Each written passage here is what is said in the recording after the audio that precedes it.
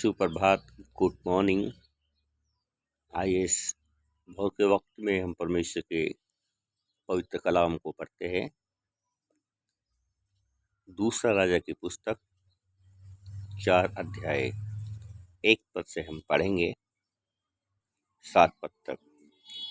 यहाँ पर एलीशा और एक विधवा के विषय में लिखा है। इस प्रकार से हम पढ़ते हैं। भविष्यद्वक्ताओं के चेलों की पत्नियों में से एक स्त्री ने एलीशा की दुहाई देकर कहा, तेरा दास मेरा पति मर गया और तू जानता है कि वह यहोवा का भय मानने वाला था, पर जिसका वह कर्जदार था वह आया है कि मेरे दोनों पुत्रों को अपने दास बनाने के लिए ले जाए। एलीशा ने उससे पूछा, मैं तेरे लिए क्या करूं? मुझे बता कि तेरे घर में क्या है। उसने कहा, तेरी दासी के घर में 1 हांडी तेल को छोड़ और कुछ नहीं है। उसने कहा, तू बाहर जाकर अपनी सब पड़ोसियों से खाली बर्तन मांग ले आ और थोड़े बर्तन न लाना। फिर तू अपने बेटों समेत अपने घर में जा और द्वार बंद करके उन सब बर्तनों में तेल उंडेल देना और जो भर जाए उन्हें अलग रखना। तब वह उसके पास से चली गई और अपने बेटों समेत अपने घर जाकर द्वार बंद किया। तब वे तो उसके पास बर्तन लाते गए और वह उंडेलती गई।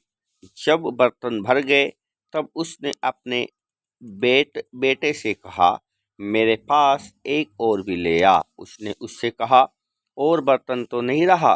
तब तेल रुक गया।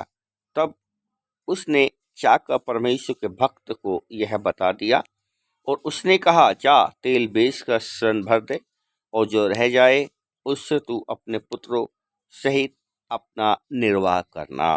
परमेश्वर को धन्यवाद अच्छे पवित्र कलाम के लिए। और यहाँ पर परमेश्वर के वचन के द्वारा हम सीखते हैं कि परमेश्वर जब अपनी आशीष देते हैं तो बहुत ही भरपूरी के साथ हमें देते हैं और वो चाहते हैं कि हर एक जन परमेश्वर की आशीष को प्राप्त करे, उसकी आशीष को ग्रहण करके उसकी आशीषों में माला माल हो जाए। और एक बात और हम सीखते हैं यहाँ पर कि परमेश्वर उपाय करने वाला परमेश्वर है। परमेश्वर कभी भी अपने बच्चों को, अपना बेटा बेटे को या अपने विश्वासी जन को किसी कभी कर्जदार रहने नहीं देता है। और प्रभु के बच्चे हमेशा कर्ज से मुक्त रहते हैं।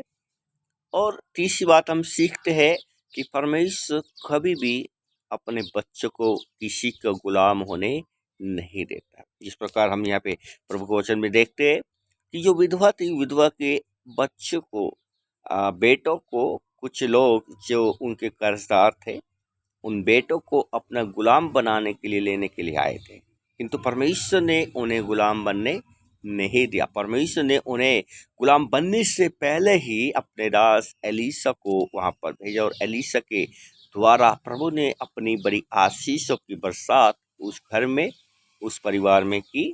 और परमेश्वर ने एलीशा अपने दास के द्वारा वहां पर उनका कर्ज से मुक्त होने के लिए, कर्ज चुकाने के लिए और साथ साथ में जीविका चलाने के लिए प्रभु ने एक तेल के माध्यम से जो है ना, तेल के द्वारा उन्हें बहुत ऐसे बरकत दी, आशीष दी।